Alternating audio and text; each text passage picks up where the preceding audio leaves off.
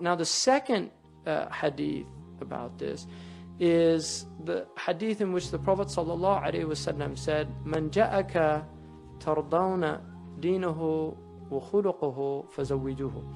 Man ja'akum, whoever comes to you and you are pleased with his deen, this is about men. You're pleased with his deen, wa khuluqa, which is really important. Deen and character. And I love that addition, because see, somebody can have a religious, but they don't have khuluq. They don't have character. And the thing is that the Prophet ﷺ said, "Innama bu'ithu li'utammima makarim al-akhlaq." I was only sent to complete noble character. So khuluq is really an important part of living with somebody, especially from the man's point of view. I mean, I find it interesting that in this hadith, it's not mentioned lidiniha wa li khuluqiha. It's just lidiniha. But in the other hadith, man tardawna dinahu wa khuluqahu, his deen and his khuluq, because it's more important that the man have khuluq than the woman. Do you see? That is more important. And the reason for that is because the woman is in a weaker position by the nature of the majority of marriages. In other words, you don't want to marry your daughter to somebody who is not going to treat her well. So you have to look not just to his religion, but to his character, because somebody can be religious, but they're easily angered. And that's why Muawiyah was very religious. But when the Prophet ﷺ, somebody asked him about marrying Muawiyah, he said, don't marry him. Why? Because he was su'luk. And when he asked about another Sahaba, he said, لا يرفع عصاه عن عاتقه. He doesn't take his stick off his shoulder. And the ulama interpret it two ways. One, he travels all the time, which is not good for a woman. And two, he beats his wife. So he was telling you don't want to marry him, and he left it ambiguous, right? Because that was his nature, sallallahu alaihi wasallam. But it's not ghiba, because it's nasiha, it's good advice. You're not backbiting when you're giving somebody advice.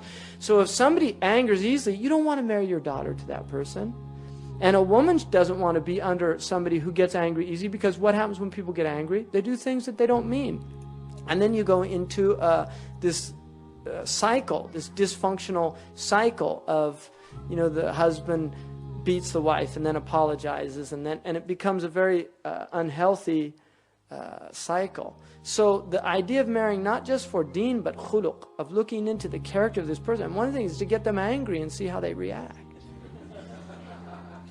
Right? And it's really interesting. And people traditionally did that. They got people angry just to see how they reacted. And that was a traditional way of testing somebody. So you want to have somebody who has good deen, but also good khuluq. Now, what did the Prophet ﷺ say? إِن لَمْ تَفْعَلُوا. If you don't do this, فَتَكُونُ فِتْنَةٌ. There will be tribulation فِي الْأَرْضِ, in the earth, وَفَسَادٌ عَرِيضٌ, and widespread corruption. Now, this is really important to understand, because at the essence of the deen of Islam is an understanding that the deen functions in ideal conditions. And when the conditions are not ideal, people deviate. Do you see? And that is why there's always an attempt to facilitate people's deen in the world. And that's why Allah is merciful, because so much of the deen, there's a hadith in which the Prophet ﷺ said about the people in the end of time, they would have the reward of 50 of you. And the Sahaba said, 50 of us? Why is that? And he said, because you have helpers supporting you in your struggle with your, to please Allah. But those people won't have any supporters. In other words, it'll be so difficult in those days that their reward will be greater, because the society is not facilitating that. So this is really important to note, that if you don't help people get married, that's how corruption emerges, right?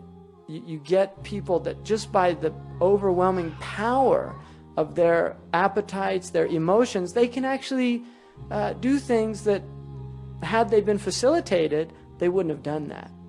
So that's really important to remember, especially now, because it's really difficult. We have big problems in that area. It's good to help people get married. And there are many hadiths about the importance of that, and there's verses in the Quran about that Allah will enrich them even if they're poor. So those are the two hadiths that are at the root of marriage. One, marry your daughters to people who have good deen, but also who have good character. And two, when you look for a woman, look for her deen. Right? Look for her deen, because that's going to determine quite a bit of what type of relationship you're going to have. And as you get older and the novelties wear off and those things, the spiritual aspect of your life together and the journey that you're on becomes more and more important.